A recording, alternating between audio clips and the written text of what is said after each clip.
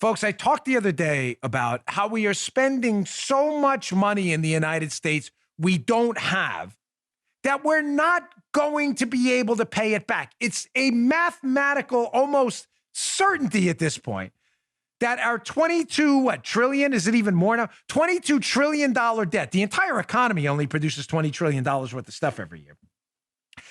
We're almost at the point where it's going to be mathematically impossible to pay back the United States government's debt. We have borrowed money from ourselves, U.S. government bonds. We have borrowed money from foreigners.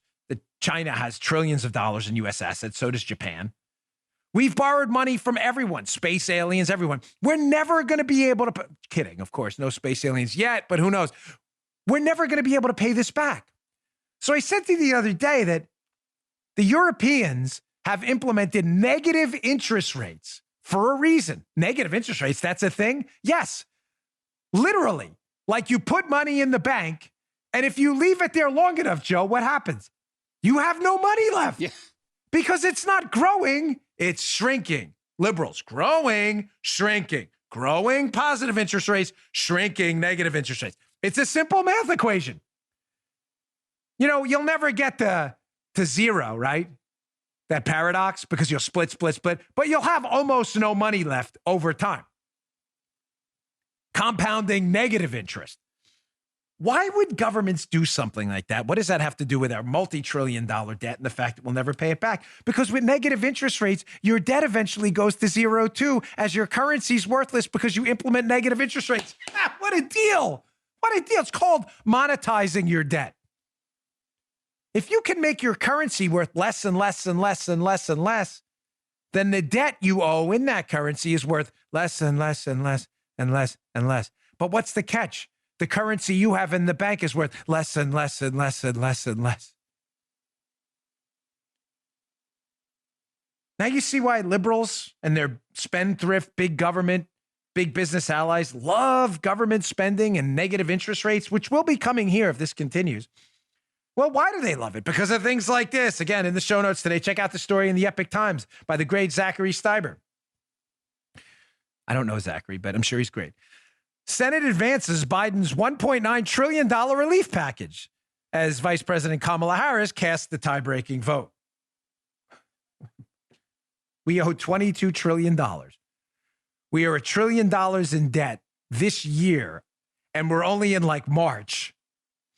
In other words, we're spending $1 trillion more than we have, and it's only March. We only have a $4 trillion budget. We're already $1 trillion over, or close to it. And the Senate yesterday advanced, didn't it? They just said, they haven't voted on it yet. It's got to pass the filibuster. But they advanced it, a $1.9 trillion spending package after we're $22 trillion in debt and $1 trillion in debt this year. And you're telling me with a straight face that we're actually going to pay this off one day? That's funny. That's as funny as the story about the deuce yesterday. Are you wearing the deuce? I put that up on Facebook. Half the people loved it. Half the people hated the story, but loved that I thought it was funny. Half the people didn't hate the story. They didn't think the story about the deuce was funny, but they thought it was funny because I thought it was funny. And I was like melting down on the air. The other half thought it was the funniest thing ever. The deuce. Are you wearing the deuce? So $1.9 trillion spending package, despite the fact that we're $22 trillion in debt, and you are crazy enough to think we're ever going to pay this back. Negative interest rates coming our shore. That's never going to happen. Oh, yes. Oh, yes. Liberals love negative interest rates because they can spend money they don't have and never have to pay it back, because negative interest rates means everyone's money goes down in value, including the money liberals owe to everyone else from spending money they don't have. You doubt me that this is eventually coming here? What better way to spend money you don't have, Joe, than to print it? Just print it. Yeah. Who needs to borrow it? Just print it. Wall Street Journal from today. Fed Chair Powell confirms that the Fed is going to maintain easy money policies.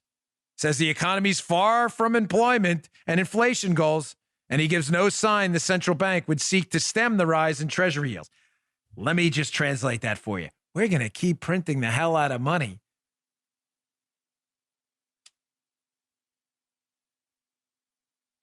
We're going to print it and print it and print it and print it until the money's worthless, the debt's worthless, your money's worthless, the country's economy's worthless. And why are we able to do that, by the way?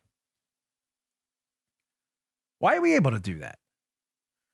Because the United States dollar is the world's de facto currency. All right, Guy, you got to give me your serious opinion. Joe, I'm sorry. I don't mean to keep walling off, but I need you as the master audience ombudsman. Guy is the apprentice audience ombudsman. I'm going to go, if this gets confusing, you got to stop me because I do got a teacher's union story I want to get to. But I just want to explain this quick. If I go down a hole, you know how I can get into stories. You got to say, just stop and throw the red flag. I just want to explain why. You may be saying that because you, Joe, Guy, Paula probably listening in the other room. Actually, she's not even here today. You're probably saying, well, how can we keep doing this? How is it that the United States can just keep printing money? If you did it, would be called counterfeiting. Move towards negative interest rates where we're taking people's money away every day. What doesn't this eventually have to come to an end? How come we can do it and other countries are having problems with it? Because, folks, we are the de facto world currency. Oil, international transactions, many, if not most of them, are denominated in U.S. dollars. What does that mean? That means countries have to borrow U.S. dollars to do business. If you're buying oil, you have to buy it in U.S. dollars. You can't buy it in kronas or anything else. You have to basically give the United States a free loan by doing the transaction in U.S. dollars. What does that mean? It means the whole world runs on U.S. dollars. So we get to print the hell out of them because there's really no penalty because we can monetize our debt. But that's not the case for the Argentinians. The Argentinians have the peso. So for the Argentinians to have to buy oil, they have to do it in dollars, which means what, Joe? They have to take their pesos and convert them to dollars. Oh, boy. The U.S. doesn't have to do that. Yeah. So if you're an Argentinian printing the hell out of your peso is worth less and less and less, which requires what? You to get more pesos to buy a U.S. dollar, to buy a barrel of oil. And you're like, oh, my gosh, that doesn't sound good. U.S. doesn't have that problem because we're the de facto world currency. So logically, you're saying, well, what's the problem? Here's the problem. It ain't going to be that way for long. Once people figure out we're in debt we can't possibly pay, who are they going to start looking to? China and others. And use the renminbi. And then what happens? Imagine we have to start converting U.S. dollars to Chinese currency to buy a barrel of oil. All of a sudden, that printing don't look so good. All right.